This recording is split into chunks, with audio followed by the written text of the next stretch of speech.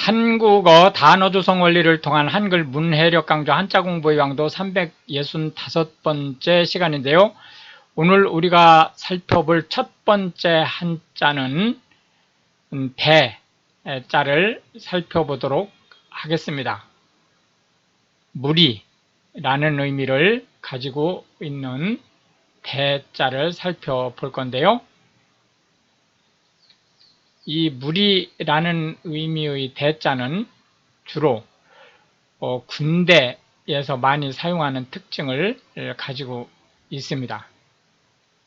그러나 꼭 이제 군대만은 아니고요. 무리라는 의미를 갖는 한자다 이렇게 보시면 되겠습니다.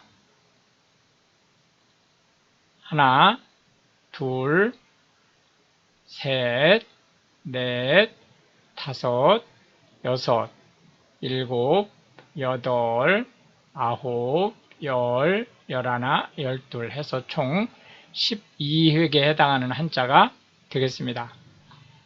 대열이라고 하는 것은 큰 무리가 줄을 지어 있는 것 또는 줄을 지어 가는 것을 얘기합니다.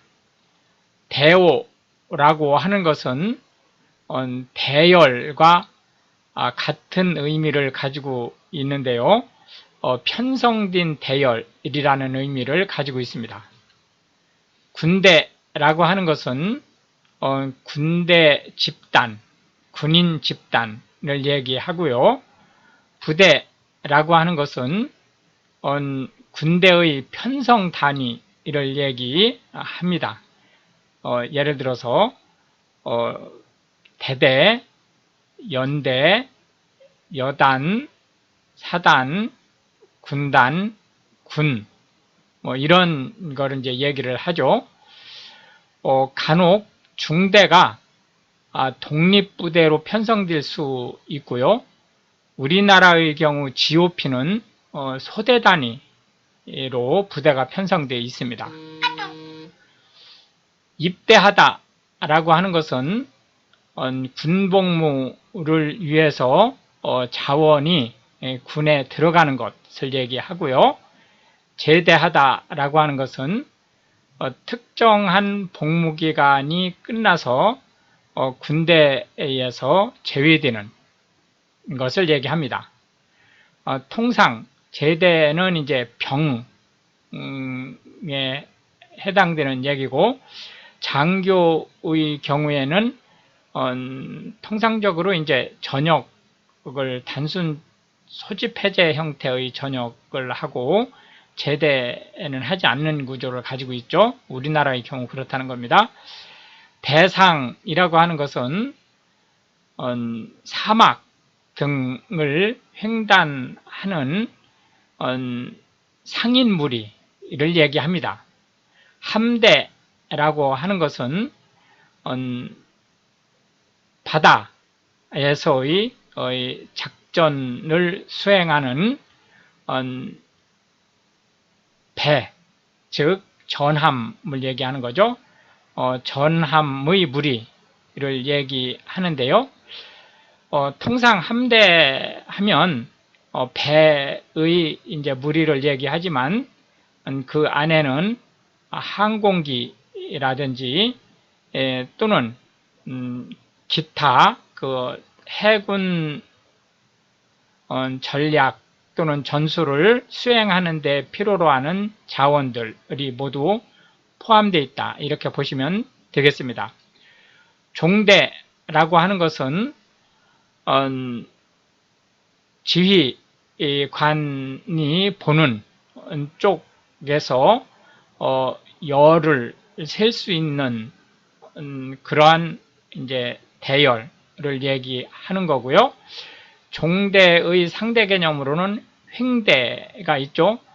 횡대는 지휘관의 수직 위치에서 열의 수를 셀 수 있는 그러한 도열 방법을 얘기한다고 할 수 있겠습니다. 해서 여럿이 모여서 편성된 것을 대라고 할 때 이에 대한 상대 개념으로는 각각의 개인으로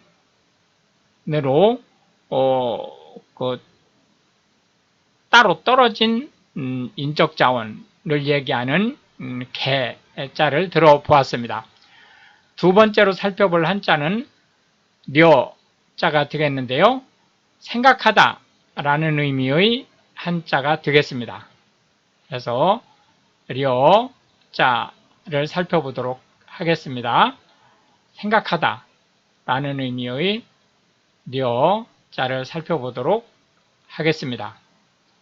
생각하다 라는 의미의 려자는 둘, 셋, 넷, 다섯, 여섯, 일곱, 여덟, 아홉, 열, 열하나, 열둘, 열셋, 열넷, 열다섯 해서 총 15획의 한자로 구성되어 있다는 걸 알 수 있겠습니다.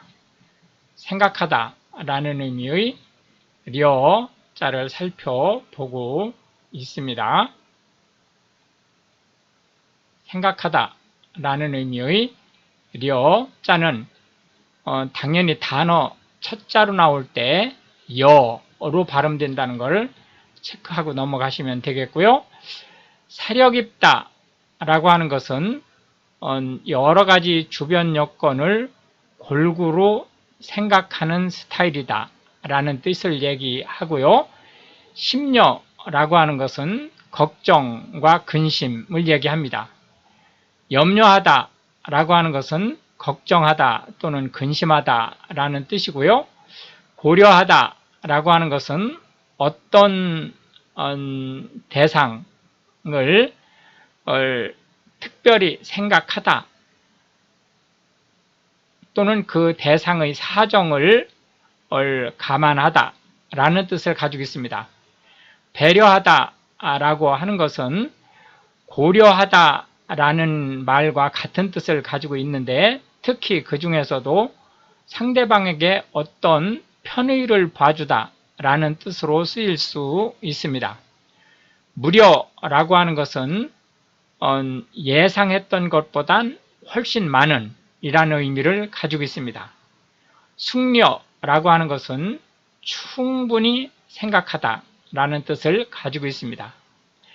해서 고려하다, 배려하다, 생각하다 라는 의미의 려자에 대한 상대 개념으로는 무시하다 라는 의미의 범자를 들어보았습니다.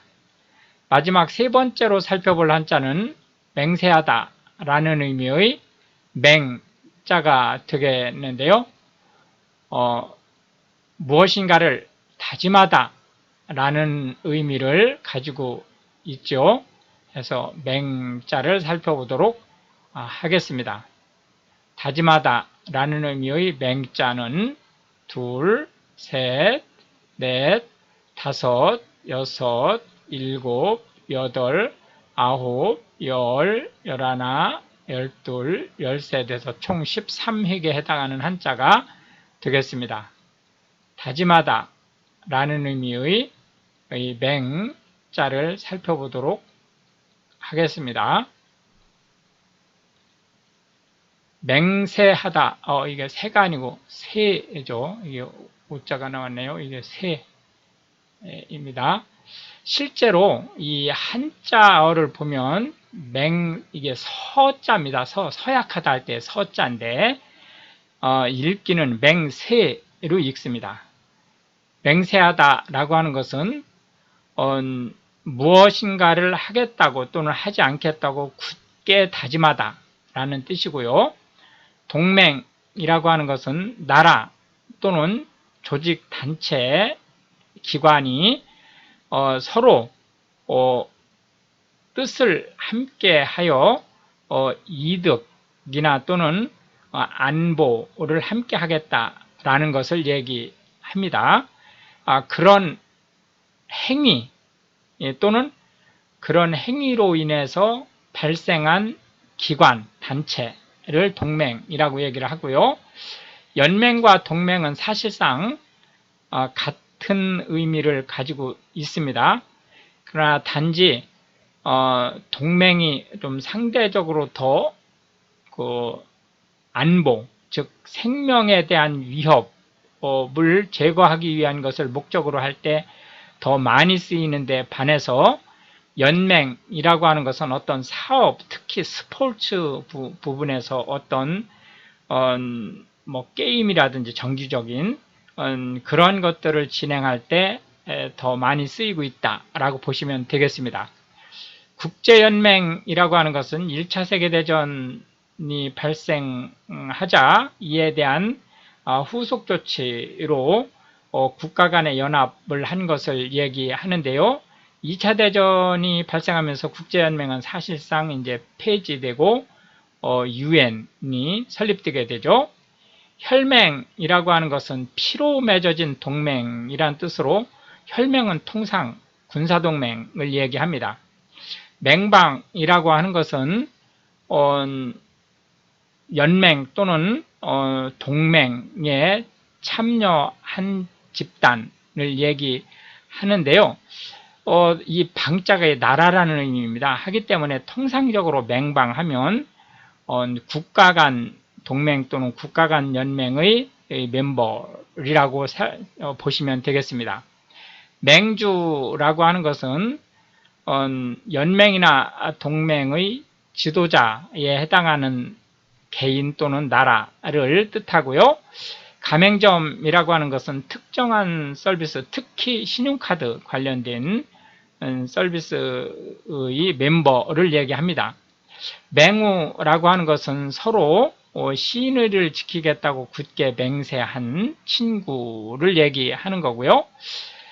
맹이 굳게 다짐하다라는 의미를 가지고 있기 때문에 그에 대한 상대 개념으로는 지키지 않다, 어기다라는 의미의 위자를 살펴보았습니다.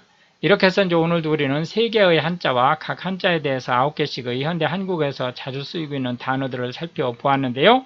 이것이 한글 문해력 향상에 도움이 되고 특히 외국인으로서 한국어를 배우시는 분들한테 한글 단어의 조성 원리 및 한글 속에서 한자가 어떤 역할을 하는지에 대한 폭넓은 이해를 전달 받으실 수 있게 되기를 바라겠습니다. 시청해 주셔서 감사하고 우크라이나를 기도해 주시면 더욱 감사하겠습니다.